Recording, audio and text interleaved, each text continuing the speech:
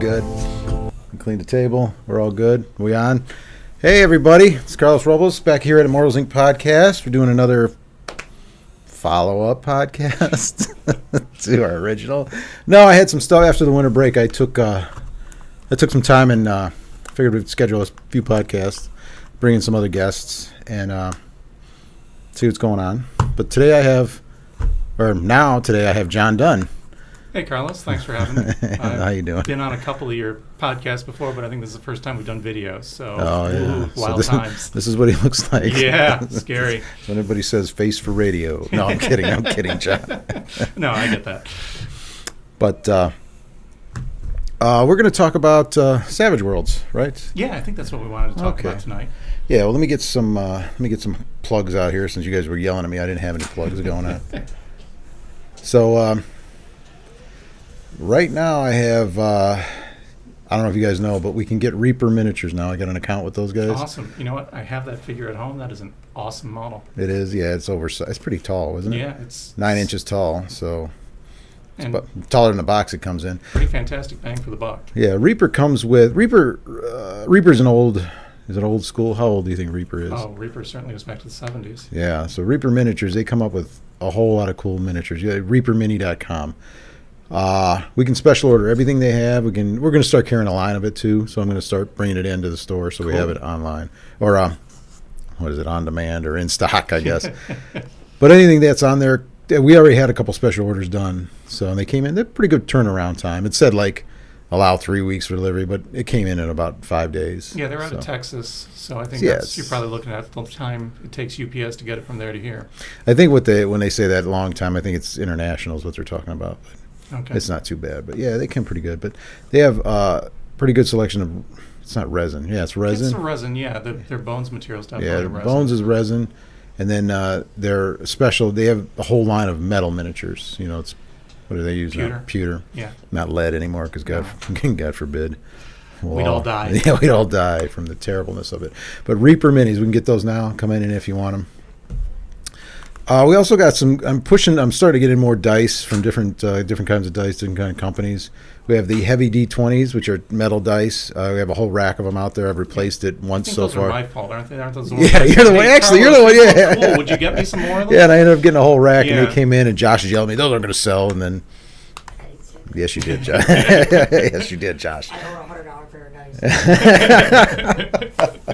dice. Only 100. What, the alligator bone ones? No, they're aluminium, as they say in Australia. Aluminium, yeah. That's a whole other story of why I won't go with him to dice shopping anymore. Also, they got these aren't too bad. It's $12 for 2 D20s, and they're metal. They're kind of cool. I mean, they're actually really cool. When the GM kills your character, you can knock them out with them. Yeah, shit. If you have very angry players, you shouldn't allow them to have them. They will hurt. Or if you have a very soft table. Oh, yeah. Wood or something you want to keep, say, in a family heirloom, don't throw these on it. Spend the buck on a dice tray, right? Serious Dice came out. This is kind of a cool concept. I didn't realize what it was. I just kind of ordered them because they were new. They got a whole set. But very nice dice. They're fairly big. They're pretty standard size. Yeah, standard size. Yeah, but you can see the numbers. I don't have my glasses on. I can still read all these numbers. So that's pretty good. For the middle-aged gamer. Yeah. For those that don't want to admit they're getting old. But also, what I liked is it comes with two 2d20s. Yeah, so when you have advantage in D&D 5th edition, it's very specific. You don't have to roll one die twice. Yeah, and it's 2 different colors, so you can always call out which one, so that way when those players try to say, oh, it was that die. No, it was. You liar. And, of course, this weekend, Ravnica Allegiance just released Magic the Gathering. You play that, don't you, John? So I started playing Magic in 91 at Gen Con when it came out. And I stopped playing when I sold my collection to build a new computer. Well, there you go. A long time ago. Also not this century. It's like a traveler computer, right? 7 tons of hardware. Exactly, yeah, something nice and light. But yeah, I don't know much about it, Josh. What kind of hype's it got so far? It's pretty solid. Pretty solid again, yeah. Shocklands and stuff are back. Shocklands Black are back, yeah. Ravnica Allegiance, so I always like to wait a few weeks. Everybody either says, oh, this set. Everybody always says this set sucks when it comes out, and then goes out the door. I don't know. I thought it was pretty awesome that Wizards finally got around to publishing a Magic setting for D&D, but I think pretty much exhausts my knowledge of it. Yeah, I think it's going to take time for that to click on. It's like one of those Quite things. possibly. It take a minute for everybody to jump into it. Like, What's cool was they did it unofficially for a couple years. did they? Is it one unofficial? This is the first official release. Is right. this? So unofficially, they did it for a while. I think So they kind of baited it for a little bit too. yeah, Kind of let into it. At least 3 years. 3 years. I don't They doubt did it. it once for each like major set. I would have liked to see them. Starting with Shadows of Innistrad. Yeah, I would have liked to see that as an official release. Shadows of Innistrad or Avacyn Restored. They have a Strahd, yeah, but it's not. It's I don't know. I think Innistrad's a little darker, Sure, absolutely. but that's what I like. But I'm weird that way. So John's back on. John Dunn. He's here to talk about. John's been running some one-shot adventures for us for the last few so I've been weeks. doing Savage Worlds. Actually, I think since October. I've been doing kind of a bi-weekly game night where I bring in a bunch of different characters, let people pick through them, and then just run a one-night adventure using that. And I've been doing a different setting with each one. I'm trying to remember. I did kind of a generic fantasy one. I did a Rippers one, which is this Victorian horror setting where the characters kind of take monster pieces and graft them onto their bodies and then use that to hunt down even more horrific things. Like... What? Why would you do that? Well, if you need to see in the dark, you take a werewolf's eyes and pop them in your head instead of the ones you had. See, that's bizarre. Vampire's I can fangs see let that. you regenerate. I see that going really south real quick. That's the point. The more you do with it, the crazier you get. Well, Josh, you'll be pretty safe, right? It's creepy. I can't wait to play. So the thing about Savage Worlds, so it's kind of a generic system, right? And I may have put the cart before the horse there by getting into the settings. Yeah, tell us about Savage Worlds. So Savage Worlds, it's kind of a generic system. It's published by Pinnacle, and they're best known for their Deadlands campaign setting, which is kind of a fantasy western setting, lots of zombies. Is that still active? Oh yeah, Is it? Okay. But now they publish it for Savage Worlds. They created a miniatures game based on Deadlands. It was called the Great Rail War. Came out many years ago. Yes. And they used the system that they came up with for the Great Rail Wars to eventually become the basis of Savage Worlds. And the idea was they wanted a game system that, and this is their mantra now, was fast, furious fun. So you don't have to spend a lot of time looking at a lot of charts. Instead, you've got a small, concise character sheet, tells you what you need to do, you throw some dice and things happen. It works fine with minis, also works fine without. I'm not a real big minis guy when it comes to RPGs. Plenty big minis guy when it comes to a war game, but when it comes to a role-playing game, I don't want to spend the time trying to figure out which figure I need for which monster. I just want to, tell the story. That's better. Because once you bring miniatures and charts and things into the game, especially newer players or casual players, it slows things down. Now I got to think or move or walk. But so is this the whole rule book right here? So this was the Explorers Edition. That's the whole rule book. This provided basically everything you needed. This one's probably about 5-6 years old now, and this was, I think, the 3rd edition of the game. Mm-hmm. Then a couple of years later, they came out with the Deluxe Edition, very comparable to Explorers, just kind of a repackage. The neat thing about both of these was they were $10 books. Yeah, I was going to say they're cheap. Yeah, so it was... Usually I get when I get these in, I get a pack of them, and I'm surprised because I don't play Savage Worlds, but a lot of people do. But I get a pack of them, which are 5 or 6, and they sell out. And then before I know it, they're gone. I'm like, well, the thing about it is a $10 role playing game. At a $10 role playing game, I as the GM, if I've got players, I don't mind buying an extra copy and saying here, right? Yeah, it's $10. That way you've got the rules, you've got time to read it at home, and you're not trying to borrow my copy or dog-ear it or whatever. I'm just like, okay. Well, they did come out with a newer edition. They just Kickstarted it back in October. It raised $500,000 on Kickstarter. Oh, really? So that one's going to be coming out, I think, in print in June. They've just been going through the final beta passes and everything. I think the print candidate was just announced. And that one's a little thicker. Hard or softback still? I believe they're doing both. Actually, no, I think they're just doing hardcover on it. But the price goes up as well. Well, that's what I figured. Yeah. Are they going to I keep? don't know the final page count on it, but it's certainly going to be a lot more than $10. Yeah. So while this That's- one's still in distribution, if somebody's looking at sticking their toe in the game system, I'd recommend trying to pick up a copy of that one now while it's still available, Yeah. because $10 entry fee versus larger entry fee. Much better. The other thing that they do is they do companions for different types of play.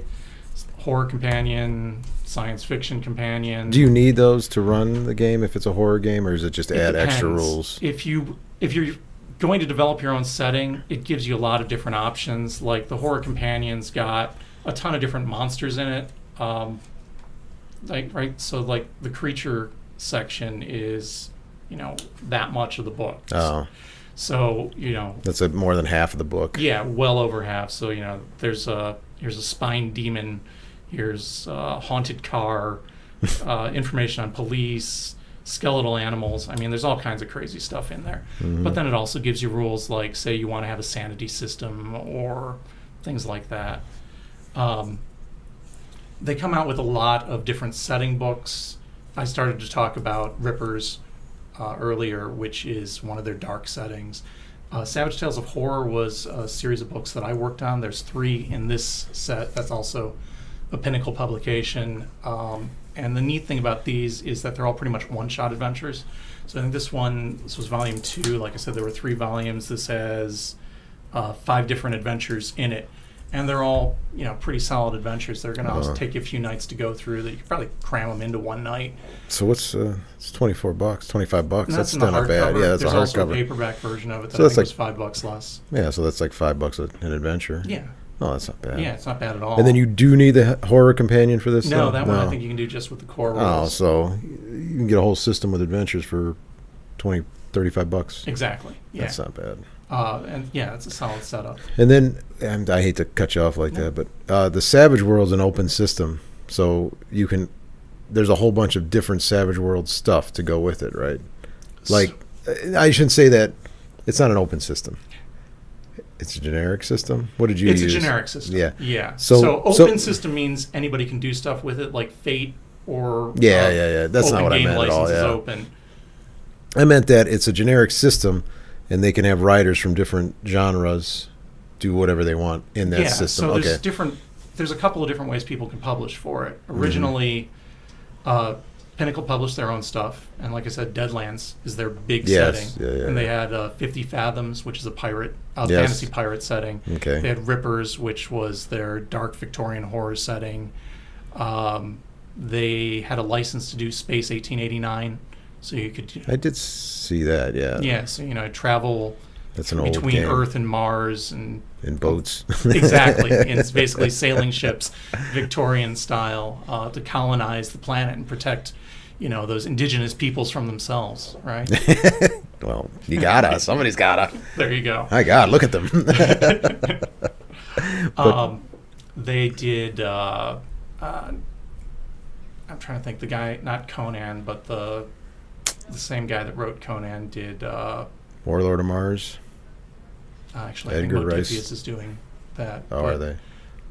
No, the Conan was Howard, and Howard had a kind of a witch hunter guy, and I can't think of his name at the moment. But they did that. I just saw the crappy movie on TV. Yeah, that crappy movie. That's the one. Man, Solomon Kane. Solomon Kane. Yes. Yep. So there's a whole book of Solomon Kane. Bam. Stuff. They got a license from WizKids and did Pirates of the Spanish Main. Oh, Which really? is it's kind of a neat one there. It's an oddball one. They've done a lot of different things. A lot of stuff with zombies. That's one of their big shticks, really. Yeah, that's. But then the other thing is Pinnacle licenses out the setting to other companies, or this rule system to other companies. That's. I think that's what I think meant that by may have been open, where yeah. you were going. So Reality Blurs was one company that did a couple of things early on. They did a Runepunk setting, which was very steampunk, but with a lot of cross-genre stuff in it. Mm-hmm. They got a license from Chaosium and produced Realms of Cthulhu, which is very much Call of Cthulhu using the Savage World system. Another company is Triple Ace Games. They've got a setting called Hellfrost, which is kind of a fantasy in the midst of an ice age. And Real specific stuff. Yeah, they Yeah, have a you- Necropolis 2350, which is, a distant future sci-fi setting where humanity is struggling against a mass undead force. Okay. And then my own company, Melior Via, has published some stuff for Savage Worlds as well. Accursed is our biggest product. Accursed is a dark fantasy setting where the player characters are monsters that were transformed by witches. Basically, the good guys already lost the war, and the bad guys kind of abandoned their armies and left them behind. And now you're one of those creations from them, and you're trying to survive in this world and decide if you want to try to redeem yourself and save humanity or embrace your monster nature. So definitely turn of the century horror type stuff. Kind Frankenstein, of, Frankenstein, werewolf. Part of yeah. it. Werewolf, vampires, ghosts, lizardmen. World of Morden was an expansion for that we did. Just adding more depth to the setting, adding a little more detail to a lot of the different places, more adventure hooks, a little kinda more cool. talk about the Fae. Yeah, I've read through it. And then we also did Thin Blue Line, a Detroit police story, which which I find kind of cool. Thank you. Wish it would have been Cleveland, but Detroit will work too. So my buddy Jason Marker was the lead writer and lead creator behind that. This was kind of his love story to Detroit, which is where he he's from lives. Detroit, yeah. And I like this idea that you're basically spirit hunting or ghost hunting. that's pretty much it. Yeah, you're police officers in the Corktown precinct, which is the least funded precinct in all of Detroit. Well, yeah. Where they send, the guys who've washed out everywhere else. And then once they get there, they find out that, and by the way, you need to handle all the ghosts and supernatural stuff that's going down in this whole town. I know this came out before that became, but you ever see the show? This is what reminds me of oh my God. Battles Evil. Frank Battles Evil. I've heard It's of it. on, oh my God, I can't. Sci-fi? No, it is on, not Netflix. What's the other one? Hulu? Hulu. Okay, I'll It's check it out. Stan versus Evil. He's Yeah. basically a sheriff in a small town that's got a ghost problem, and it's just he's so miserable, and it's pretty funny. It's a funny, it's low budget, Yeah. but it's a funny show. It's Awesome. pretty good. But this came out before that did. Okay. But that's what it reminds. If you like that show, you'll like the Thin Blue Line. Cool. So, but I'm just trying to get Yeah, no, the, give perspective. Yeah. Good way to do it. yeah, but that's cool. But you like. I don't know where to go from there, but No. Savage So, Worlds, yeah. The thing about Savage Well, Worlds, I mean, go we're ahead. talking about the game system a little Yeah, bit. go ahead. Character creation is pretty quick. Basically, you've got 5 attributes, and the attributes are all measured in die types. And so it ranges from a D4 up to a D12, D4, D6, D8, D10, D12. These are the attributes, right? Those are your attributes, and then you also have skills. And the cost of the skill is going to be based on whether it's higher or lower than the associated attribute. Most of the time, you're not rolling your attribute; you're just rolling the skill, and you throw whatever die type that is, and you need a 4. If you don't have the skill, you're rolling a D4 minus 2. It sounds bad, Oh. but the thing about it is the dice explode.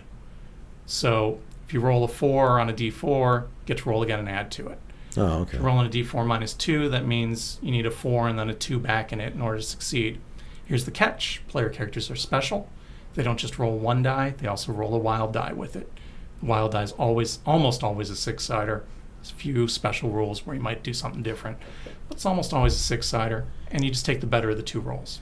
So it's geared towards the heroes It's succeeding. very much geared towards Okay. It's the more of hero a succeeding. story. Generally, you're not going to roll unless something bad could happen, right? Unless it's Yeah. going to be interesting if there's failure. Again, fast, furious fun.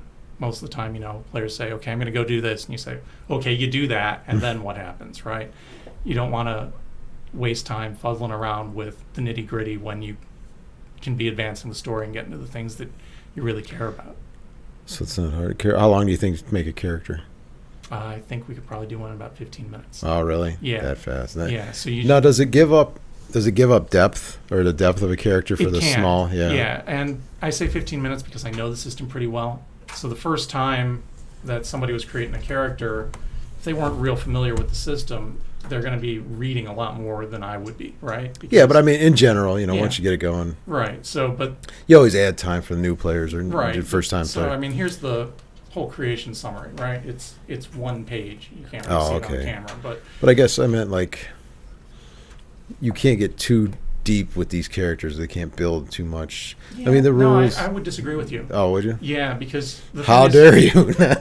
In addition to just having the skills building up, you've also got your hindrances and your edges. Don't tell And me that's for the thing. $9.99 somebody could build a deep character and not spend at least $50 to $100. My God, Uncanny, man. isn't it? My Hard to God, believe. man. And speaking as someone who writes for those $60 books. Oh my God. publishes them. Oh yeah. We'll get back to that. But no, you've managed to pack quite a bit into it. I think, Sorry, everybody. So this is the Explorer edition. It's an older version, but they did this nice edges summary, and it's just 2 pages. And normally when you build a character, one of the things you do is you pick 2 edges. It's part of the process. It's like skills, edges. So you pick your attributes, pick your talents, or you pick your attributes, you pick your skills, but then edges are something that's special about your character. And that can be as simple as I get a +2 to using this skill, Okay. right? But a lot of times it's more complicated than that. It's kind of like feats in D&D, right? And then you've also got hindrances, which can be, oh, this guy's greedy. So when you role play that up, that's going to have some elements. Oh, okay. So there is depth to it. Okay. Yeah. I just thought it was like a simple character, nothing else. You can add extras. Right. There's like you could make it as deep as you want with like nothing. It's just Of it's course a you whole can. story, but now you have like But no, rules. and then there's the other rules thing to go with the story. you have bennies, and bennies are your luck tokens. I'm trying to remember. There used to be something in like 3rd edition D&D where you could roll an extra They die have sometimes. 5th edition. They have something called Yeah, they do have something called Inspiration. inspiration points yeah, or something. Right, inspiration. Yeah, where you so can, I don't use. Or- Yeah. right. I don't use Bennies are that. kind of like that. Usually you use poker chips to track them. Yeah, that You would. start out with a few of them, and when something fun happens, the game master's supposed to give you an extra one. Something bad happened to your character and you played it up, you get a Benny. Here, You came up with a neat idea, you get a Benny. You made everybody crack up laughing, you get a Benny. see, yeah, I don't. My problem with those is sometimes a storyline, or I want somebody to fail, Yeah. or you got to drive the story. You didn't make it. You roll bad, or just nothing gonna happen. Well, I'm gonna lose my inspiration to. Well, now I Well, gotta. you can do that, but see, here's the thing I Now I do gotta as lie. a game Now I master. gotta lie again. No. No, as a game master, when they say you fail, and they say, "Oh, I'm going to spend a Benny," and then you say, "You know what? I'll give you 2 if you don't." No, I definitely want to do that. I don't want to give my players any more. Maybe you got to spend some time with my group because they're ridiculous. So You've used everything. if there's some minor rule violation or something that the spirit of the law and the letter of the law, yeah, these No, I guys, get that. yeah, these I guys get are that, these guys but, are way one way or the other on it to their advantage. But anyway, go But ahead. that's part of the game, the Benny flow. Yeah. And it makes the characters feel more heroic. But it also, the bad guys get Bennies too, right? Well, So you've got 2 kinds of bad guys. You've got your extras who are, they get a solid hit, they're done. But then you also have your wild cards. Just like the PCs are wild cards, you can have villain wild cards. And the villains get bennies, and they get extra wounds. They're harder to kill. They get extra abilities to offset the player's abilities. that's not too bad. Yeah, so it adds some depth. The other thing that's kind of interesting is initiative is done with a deck of cards. Just normal playing cards. Goes in descending order from ace down to deuce. And that determines the order that you act. Everybody gets dealt a card. And then there's edges. Like I said, I was talking about the edges. There's edges that can affect your card draw. I So, kind of like that, but it kind of goes away from. I don't think I could use that in D&D, but I like that idea. yeah, you couldn't easily do it in D&D. Not in 5th edition, the way initiative is set up. But this is pretty dramatic, and it's a nice way of tracking who's gone and who hasn't, because you just have people pass their card in as they act, and then that way you're looking around the table going, okay. Well, that would be easier. Yeah. I mean, I got a chart that does it. but Yeah, I do the same thing when I'm running 5th edition. I've got little stand-ups for everybody, and I I shuffle just them all the time. mark it off, and Fair enough. they tell me some ridiculous numbers. I don't believe them. I put them where I want them to be, and There you go. they don't know any better. No, I'm kidding. I'm kidding. A terrible DM. I just don't have time for you people. But yeah, the bennies sound good. It sounds. I don't know. And the other, You seem. Well, go ahead. no, so when you're playing, like I said, you always need a 4 to succeed. But sometimes you'll have modifiers that add a bonus to your roll, or Yeah. a penalty that subtracts from the roll. But the goal is almost always a 4.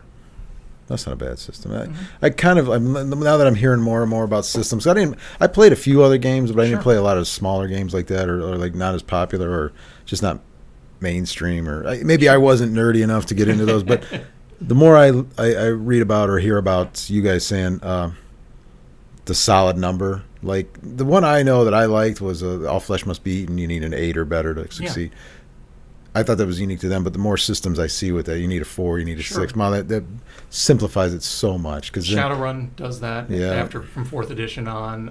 Most of White Wolf or their systems have done it's that. It's just D&D is the one that doesn't, but D&D is D&D. That's a totally different and monster. Yeah. Anything percentile is its own shtick too. Right? Yeah, so like Call of Cthulhu. Yeah. But then that's made for that. System fits. But I do like. Once I understood that too, that there is no, it's almost I came from a complicated system and I couldn't understand a simple system. So this backwards way of like, oh, well, here's a simple system, and then then here's a more complicated system. The first time I tried to do stuff around with Fate, it just about broke my head because there wasn't enough math involved. Yeah.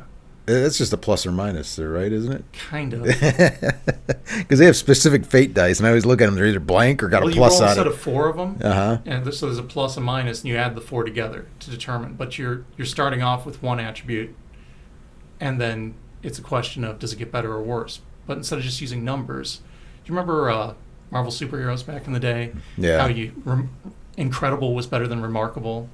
And then you had good and typical. Yeah. And they all had numbers. Don't know why that didn't work out. You had to know what adjective was better than what adjective. Yeah, Fate does that as well. Oh, no. Yeah, that made me a little crazy at the first time. Numbers are good. I like numbers. They're old. They work. They're very solid. They're not going anywhere. But, that's cool. Well, I hope you. I knew when you started, you said, "Hey, I want to try a couple games," and then you had no one, and then that's what I kind of expected. Yeah, right? and then a couple people showed up, more people. You got a solid group now. I've had a decent turnout lately. Yeah, ranging from 3 or 4 people on up. Yeah, so that's not bad. And the last one we ran was Achtung Cthulhu, which is Modifius, company that just came out with that new Star Trek game. Star Trek and Vampire. Right, and. So Achtung Cthulhu was something they started on Kickstarter a few years back, and that's basically your soldiers fighting in World War II. And, it turns out the Nazis are partnering with Cthulhu cultists. They'll be fine. Summoning the elder gods. They'll be fine. So you're working behind enemy lines and trying to prevent the apocalypse, basically. Mm-hmm. Yeah, that's through Savage World too. That's a Savage. It's also. Oh, that's the one you ran. I'm sorry. That's one I ran. Out on you a minute. But Modifius publishes it both for Call of Cthulhu rules and Savage Worlds. So if you buy the main book, you get either way. And I think they've got a Fate edition as well. The more I learn, I'm glad I'm doing these podcasts with different people to see different games, because now I know, like Savage Worlds, I kind of understood it, like the way you had it, you wrote for it, and you did all this, and we have it. So now that I've actually sat down and talked to you, where I've focused, instead of you'll say something, I'm like doing 10 different things, and I'm like, okay, now I know what we need and where it goes and what it does, and sometimes I'm not too smart. I think sometimes you've got copies of Low Life too, another Cleveland guy. That's Andy Hopp's book. Yeah, Savage World, that Low Life, the post-apocalyptic. Yes, you can play a Twinkie in Low Life. You can play a radio. A cream-fillion. Yeah, a cream-fillion. A radioactive Twinkie can be your or character. Just a pile of poop. Yeah, poop and cockroaches. Yes. The guy's just. It's amazing. Man, he's just. Yeah, he's out there. I know. He's got to get out more or something. He's take some pills, or I don't know what's going on. But a good writer. It's good to read his stuff, man. Hysterical. He is creative. It's funny. He's creative, and I love his artwork because it's so goofy, but at the same time dark. And one of my favorite puns in one of his books, I think, was instead of pirates, they were price of corn. Because it was Buccaneer. Buccaneer, he does that con on a cob. I don't know what his fascination with corn is. I don't know. He must have got lost in a cornfield. Very possibly. Talking about it. He's going to write me a nasty letter. But, that's cool. Well, I'm glad you came in, John. Yeah, well, one of the other things, like I said, with that Kickstarter that they did, Pinnacle is releasing and having their licensees release jumpstarts for a lot of their new settings. And what the jumpstart gives you is a little background on the setting and some characters and a short adventure. So what I'm hoping to do is grab some of those jumpstarts. A few of them just came out in the first batch and start using those for these one-shot adventures that I'm running every couple Oh, of that'd weeks. be cool. I know one that came out that looks absolutely hysterical is Trailer Park Shark Attack. Yes, exactly.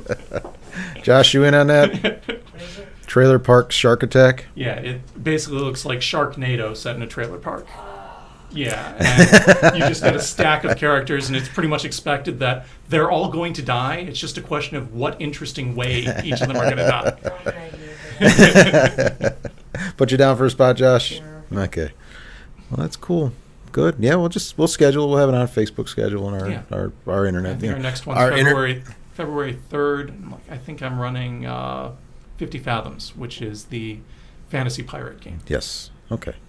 Well, that's cool. But yeah, check our website for it and the interweb and just listen to what's going on. I also I've been posting them to Meetup as well. Oh, really? Yeah, there's a Yeah, I don't Cleveland know about- tabletop group there, and so had Cleveland a few people come in that Tabletop. way. Oh, okay, that's cool. Yeah, see, I don't Meetup. We tried, but it was. I think that's another. There's nothing wrong with Meetup at all. It's just it's not good for stores. I don't think It It's- doesn't funnel into Facebook as well. No, it I'd doesn't. like it if It's the two very websites yeah. interfaced, and It's they very. don't. It's a cool idea. It's very specific, but Mhm. just doesn't work for say us This because just it happened that- doesn't. Yeah, That I found an existing community with some people who are interested in playing. I would love to. Yeah.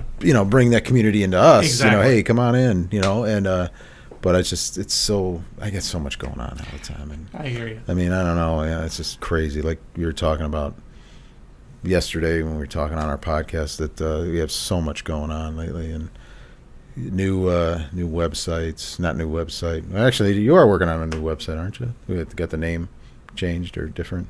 Yes. He's looking at me crazy. Yeah, he did. So He always looks at you crazy. Yeah, we have a bunch of streams going on. We have paints, we have contests, we have all these other. It's just crazy with the new year coming in and new faces in and out and changing a lot. But that's cool. But yeah, we'll figure it out. We'll get Great. more people, more advertising.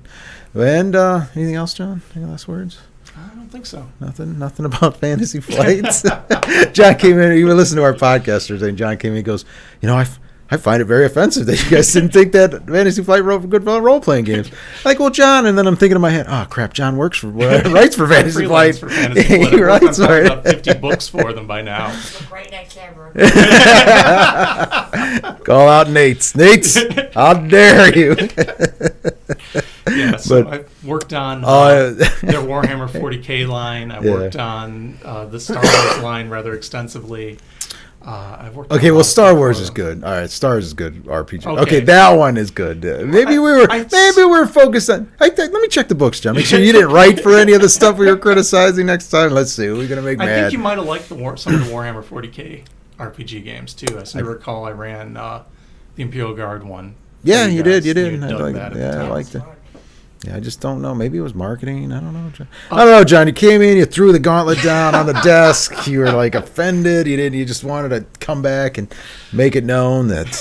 No, I'm kidding. It, John. It was totally funny. It was funny because you said something. I'm like, why would you be mad? I'm like, oh my God, he writes for them. I forgot we actually have somebody who writes for these companies. Mark the calendar. RPG roll. Oh yeah, RPG. I'm pretty scary, man. I was talking to Nate. Nate, we'd like to bring in John Dunn. I want you to tell him why his game sucks. I'm just kidding. I'm totally End of the kidding. day, man, people can have whatever opinion they want about my stuff as long as they bought it first. Well, you see, he had all of it. Yeah, exactly. So, except for that was pretty funny. I totally forgot. It's like, oh my God. Well, anyway, well, thanks for coming in, John. Absolutely. Talking Thanks about for having Savage me, World. Carl. If what day did you do? Sundays? Sundays. So Sundays. February 3rd is the next one, and then pretty much every 2 weeks. Just open game. You come in. Yeah. Don't need anything. No, No, provide yeah. everything. Yeah. So if I mean, anybody's out there wants. people have dice, that's awesome, but that's about Oh it. yeah, well, that's but we sell dice. Yes, you do. Right there. So yeah, come on in if you want to try out Savage Worlds, and John will take care of you. That's on a Sundays, but call first. Don't bring 10 people because that might overwhelm them, or maybe not. Nah, I can handle that. You can handle 10. All can right, we'll handle see. 10. Josh, let's get The a. gauntlet has been thrown. The gauntlet has been thrown. Let's see if he can actually run it. Ka-ting! 12 people in here now. I want to play this game. All right, guys. Well, thanks for coming, John, again. And if you guys like us, just like us on Facebook. Oh, man, I keep forgetting. All social media. All the social media. Just type in Immortals Inc. and we'll pop up. Check out some of our streams on board games, 40K, role-playing, Magic the Gathering. I'm trying to get some other stuff going on. We have we have a painting contest coming in. You paint? Oh, I do really badly. Well, it doesn't matter. Give it a try. I'm going to paint, and I'm not very good. But, yeah, we got that. So just go, immortalsinconline.com. It's a website. Give us a call, 216-712-7169. Jeez, oh, Pete. Man, I am tired, dude. I've been up. You need some dew. I got so... Well, final note. I did you see what I bought yesterday? I saw the Dragon. The Dragon Yes, #1 that is magazine. Very Pretty impressive. proud. I'm I'm very jealous. kind of a big deal now. I don't know if you know, but I'm kind of a big deal. So I got a Dragon #1, so I'm like so thrilled about it. So I'm going to go have a frame, put it in my living room like a total nerd. And I couldn't sleep last night for whatever reason. And Because someone was breaking in to steal his dragon. no, oh please, John, you know how that'll go. So I got bored and I went upstairs. I'm like, I'm going to go check my collection. And I just started going through stuff. And I've been buying stuff, like our attic I turned into like a little like showroom or storage area for my personal collection. I have so much stuff up there. I'm like, and you could see where I piled it on because I got to go up in the attic. The attic's finished, and I just put it at the edge of the attic. I go, I'll get in a minute. Well, I got all these little piles of stuff I'm going to get in a minute. And I'm like, oh my God, I have a lot of stuff here. There's some valuable stuff, some cool stuff here. I gotta put this up and figure it. Because I bought, I bought doubles. Like, why do I have two of these? Carlos, so tonight I said, I'll grab some Savage Worlds books just to have them there, right? Uh-huh. So I go downstairs because I have my basement, like you have your attic, Uh-huh. and thought, I'll just grab a couple. And I'm going, I know I have this one. I have no idea where it is. And then, I'm going through stuff. I'm like, why do I have 3 copies of this book? I didn't work on it. These aren't comp copies. I bought 3 copies of this. Somewhere along the line, I purchased this. I think my problem is I'm buying lots of stuff. Like, I want 1 or 2 things in it. And I'm like, well, for the extra money, you'll get an auction or a guy just wants to get rid of it. Okay. So now I got 2 things, but now I got 5 things of what I already have. So, and then I just never get rid of them. My problem is I'm a hoarder. Oh. Okay. Well, that could, yeah. I find myself trying not to be. Yeah, I try not to be. I just fail miserably. I go with the 3-time rule. If I can move it 3 times or I don't know what to do with it, it's out. I'm really good at that. I'm thinking about Cyrus, the dog. I've had to move him 3 times. Josh, he's on the 1 move. So, all right, everybody. Well, thanks a lot, John. Absolutely. See you guys later. Bye.